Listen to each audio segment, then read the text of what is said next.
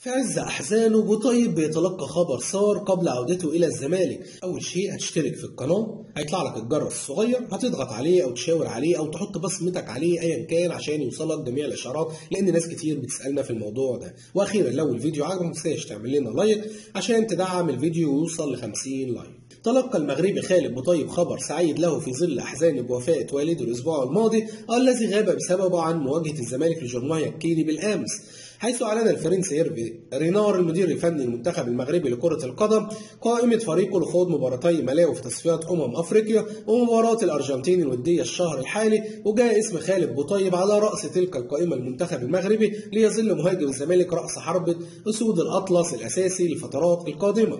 وغاب عن قائمة المغرب لاعب الزمالك حميد أحداد وأيضا مهاجم الأهلي وليد أزارو، ومن المنتظر أن يعود اللاعب خلال ساعات من المغرب للانضمام إلى صفوف الزمالك، وده عشان يستعد لمواجهة نصر حسين ضاي في الجولة الأخيرة من الكونفدرالية الحد المقبل. وانضم اللاعب إلى الزمالك يناير الماضي وأحرز مع الفريق 3 أهداف حتى هذه اللحظة.